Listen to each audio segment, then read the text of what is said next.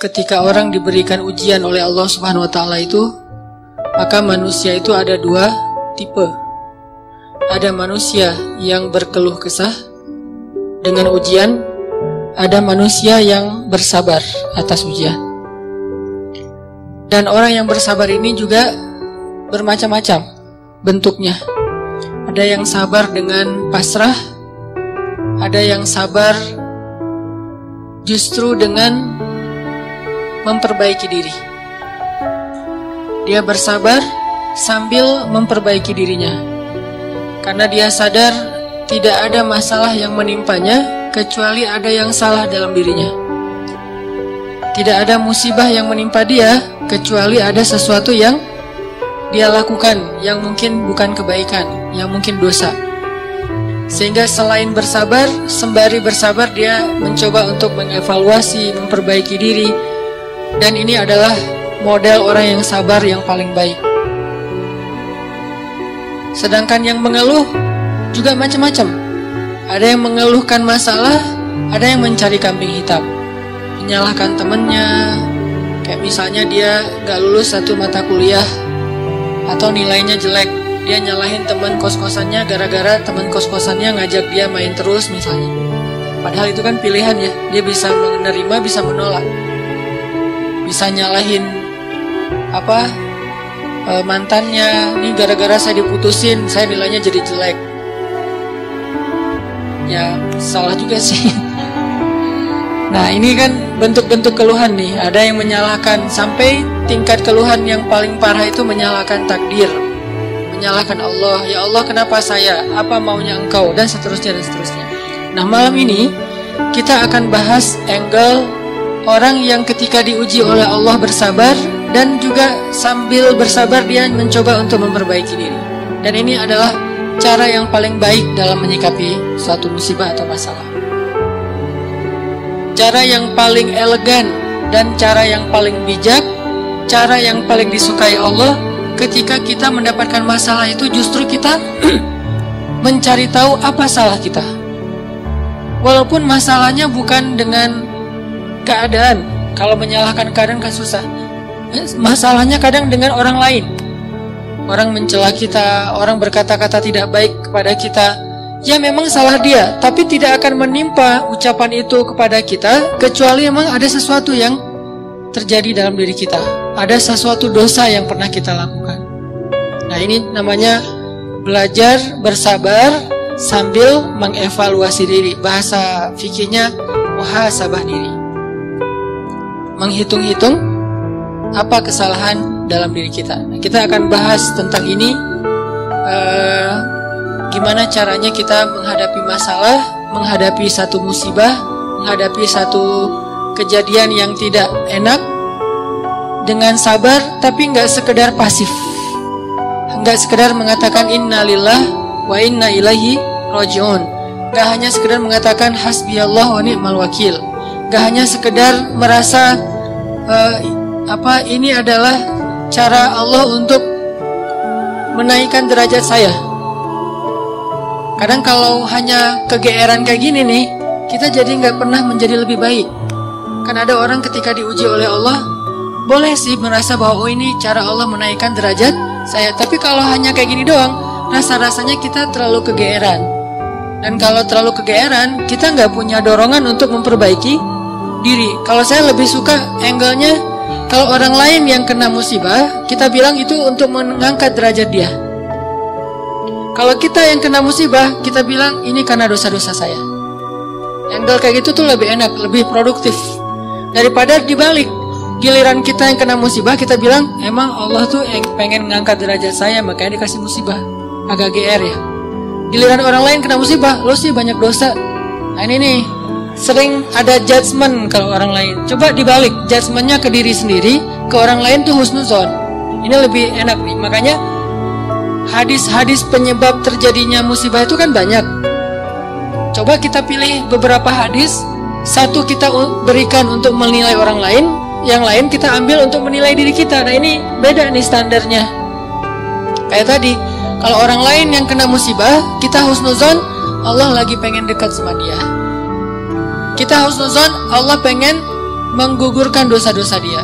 Kita husnuzon, Allah pengen mengangkat derajat dia. Kita husnuzon, emang orang yang paling dicintai Allah tuh biasanya dikasih banyak ujian. Gitu husnuzonnya. Kalau orang lain yang kena masalah atau musibah, jangan tuh kan, saya bilang juga apa, tuh gara-gara dia dulu zalim sama saya, sekarang dibalas sama Allah. Jangan gitu. Jangan kegeeran bahwa itu kayak karma ya, gara-gara dia pernah nyakitin kita sekarang dibalas sama Allah. Belum tentu juga kayak gitu. Kegeeran kita tuh kadang-kadang bikin kita jadi nggak pernah belajar, merasa udah baik walaupun dalam kondisi yang paling sulit juga merasa udah baik. Begitu dikasih musibah, wah Allah kangen sama saya nih. Harusnya ke orang lain kayak gitu tuh. Begitu dikasih musibah, wah Allah pengen menghapus dosa-dosa saya. Bagus, nggak salah, cuman kalau keseringan ini namanya GR. Gak tahu proporsional nggak kalau kayak gini terus. Harusnya jangan hanya ini, diutuhkan juga dengan satu angle lain, yaitu angle, oh saya ada salah, oh saya ada dosa, oh saya ada yang keliru. Makanya datang musibah itu tidak akan terjadi musibah kepada saya kecuali karena kesalahan saya sendiri. Kan hadis qudsinya kayak gitu. Hadis qudsi kalimat salah satu dari kalimat hadis qudsi yang panjang. Hadisnya tuh panjang banget, satu halaman. Salah satu kalimatnya tuh Allah bilang, hadis qudsi itu kan Allah yang ngomong ya, cuman captionnya dari Nabi, gagasannya dari Allah, captionnya dari Nabi. Kalau Quran gagasan dan captionnya dari Allah. Kalau hadis gagasan dan captionnya itu dari Nabi. Nah Allah bilang, kalau kalian dapat masalah, kalau kalian dapat nikmat, janganlah kalian memuji kecuali aku. Kalau kalian mendapatkan musibah, janganlah kalian menyalahkan kecuali diri kalian sendiri. Jadi kalau kita dapat nikmat, jangan muji diri. Gua emang ya gini lah. Kita sering kalau ke diri itu yang enak-enak aja diambil. Kalau misalnya orang lain, itu mah kebetulan doang misalnya. Kalau giliran kita, ya ini memang saya emang kayak gini orangnya, bukan sombong ya. Nah ini artinya kita terlalu sering kegeeran. Kalau kita dapat nikmat, yang dipuji adalah Allah. Makanya kalimat kalimat yang paling Allah suka itu Alhamdulillah. Itu kalimat yang paling Allah suka. Kita memuji Allah kalau kita dapat nikmat. Kita bilang, hadza min fadli rabbi. Ini anugerah dari Allah, ini hadiah dari Allah, ini kebaikan dari Allah, ini karena Allah ngasih, dan seterusnya dan seterusnya. Jadi yang dipuji itu Allah. Wa amma bi ni'mati rabbika fahaddits, itu membicarakan nikmat Allah, bukan membicarakan kehebatan diri kita. Tapi kalau diberikan musibah, jangan kita menyalahkan siapapun kecuali diri kita sendiri. Nah ini salah satu angle yang dibangun lewat hadis qudsi. Walaupun kadang bisa kita secara realistis melihat kesalahan orang lain. Untuk apa? Bukan untuk mengkambing hitamkan dia. Kalau emang dia salah, bukan untuk mengkambing hitamkan. Untuk apa? Untuk menghindar, untuk waspada, jangan sampai kita jadi korban dia lagi untuk kesekian kalinya. Kayak ada orang yang zalim, gara-gara kezoliman dia akhirnya kita kena batunya nih. Ada orang yang dalam satu tim misalnya nggak jujur, akhirnya kita kehilangan satu proyek, satu usaha kita tuh bangkrut gara-gara dia nggak jujur. Memang dia yang salah. Salah satu yang salah itu adalah dia. Dan kita akui bahwa itu kesalahan dia, tapi bukan untuk mengkambing hitamkan dia. Kalau nggak karena kamu tuh nggak ada masalah ini, enggak. Dia bukan satu-satunya, salah satunya. Karena kalau kita nggak punya dosa, mungkin kesalahan dia hanya akan menimpa dia saja. Tapi karena kita juga punya dosa, akhirnya kesalahan dia juga menimpa kita. Tapi Ustadz, ada yang hadis mengatakan, kalau di dalam satu masyarakat ada orang yang berbuat dosa, nanti Allah akan timpakan musibah yang kena bukan cuma dia, sampai tetangganya juga kena. Itu kenapa bisa gitu? Dosa tetangganya apa? Dosa tetangganya membiarkan kemungkaran terjadi. Kesalahan masyarakatnya adalah membiarkan dosa itu tanpa ada orang yang mau memperbaikinya. Itu kesalahan masyarakat. Jadi pesan moral dalam hadis itu bukan orang yang gak salah terus kena juga, bukan. Orang yang gak salah itu kena gara-gara mereka membiarkan kemungkaran itu terjadi. Kalau ada usaha dakwah, Allah gak akan menimpakan. Kalau ada nabi, kalau ada dai, kalau ada ulama yang berdakwah untuk mencegah kemungkaran di situ, maka Allah tidak akan menimpakan musibah itu kepada mereka. Kenapa? Masih ada dai. Sebagaimana Nabi Lut Ketika Nabi Lut masih berdakwah, Allah nggak akan hancurkan gunung di Sodom. Allah suruh dulu Lut keluar, baru dihancurkan. Kenapa? Karena masih ada yang berdakwah. Kalau Nabi Lut tidak berdakwah, walaupun di dalam negeri itu ada orang soleh hidup sendiri dan tidak mau berdakwah, maka Allah akan menimpakan musibah dan mengenai orang soleh. Kenapa orang soleh kok kena padahal dia nggak berdosa? Dosa dia adalah membiarkan kemungkaran. Dosa dia adalah membiarkan kebatilan, tidak berbuat apa-apa. Jadi kita bersyukur juga ada ulama-ulama yang bersuara untuk kemungkaran. Itu salah satu alasan mungkin Allah masih menahan musibah atas negeri kita. Kalau mereka tidak menyuarakan kebenaran dan mencegah kemungkaran, mungkin dari dulu kita udah kena musibah-musibah yang besar.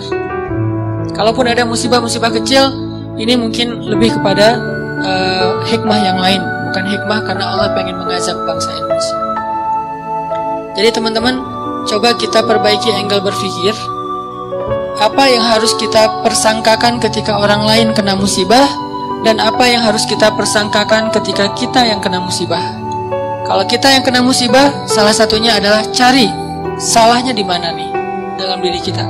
Kalau orang lain yang kena musibah, maka berbaik sangka dengan mengatakan Allah ingin mengangkat derajat dia. Berbaik sangka dengan mengatakan Allah pengen dekat dengan dia. Berbaik sangka dengan mengatakan orang yang paling banyak diuji adalah para nabi, kemudian orang soleh, kemudian yang semisalnya, kemudian yang semisalnya. Berbaik sangka dengan mengatakan Allah pengen menggugurkan dosa-dosa dia, sehingga kita nggak pernah menjudge orang lain dan tidak sibuk dengan kesalahan-kesalahan orang lain. Karena pernah saya kena musibah, misalnya motor saya hilang. Dulu banget, saya baru beli motor, baru 2 bulan terus hilang. Teman saya bilang gini, Ustaz kurang sedekah nih. Digituin. Ya sih, saya akan nggak mungkin dong saya ngebantah kan ya. Oh iya ya mungkin, cuman kan nggak enak ya. Orang lagi kena musibah, bukannya dia empati atau apa gitu, malah Ustaz kurang sedekah nih.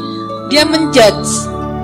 Dan kalau saya kepancing, nggak tahu sedekah saya kayak gimana, kan habis pahala sedekah saya. Udah pahala sedekahnya cuma sedikit, riak pula gara-gara kepancing sama dia, hilang kan, nggak ada manfaatnya kan ya. Dan itu sering loh mancing-mancing kita jadi riak. Kadang-kadang riak kita tuh bukan direncanain, bukan gua pengen riak nih, enggak. Kalau kelas kita insya Allah nggak gitu-gitu amat lah. Nggak mungkin kita sedekah pengen pamer, kita beribadah pengen pamer, kita tilawah pengen pamer. Kita tahu lah itu mah sia-sia. Tapi kadang riaknya tuh muncul gara-gara kepancing sama orang lain. Lo nggak pernah gua ngeliat baca Quran? Wah, lo nggak tahu gua di HP ini ada Quran sampai 5 aplikasi loh. Bukan apa juga, banyak-banyak sama aja isinya. Aplikasi Al-Quran tuh ada 5 di sini, dan sehari tuh coba lo lihat, dan terakhir udah baca sampai surat berapa. Kan kepancing tuh. Riak lah kita gara-gara orang lain. Atau misalnya taklim atau apalah, atau umroh, haji, sedekah kayak gitu-gitu. Ada yang mancing. Lo nggak peduli banget dengan saudara-saudara kita yang di Palestina. Itu di sana tuh ngeri banget loh keadaannya. Lo kayaknya biasa-biasa aja. Lo ngelihat gue main, tapi gue tuh sedekah, gue tuh donasi terus, setiap minggu tuh ngirim 1 juta, habis kan? Ini riya yang kepancing namanya. Dan sama statusnya dengan riya yang direncanain. Makanya jangan gampang kepancing. Dia ngomong gitu ke saya lagi hilang motor, dia bilang Ustaz kurang sedekah. Kemarin ketinggalan dompet. Ketinggalannya di rumah ternyata. Gak tahu kemana dompet, panik gitu kan, soalnya SIM 2 di situ baru dibikin. Udah gitu kartu ATM gitu, terus ada foto anak. Alhamdulillahnya nggak ada duit.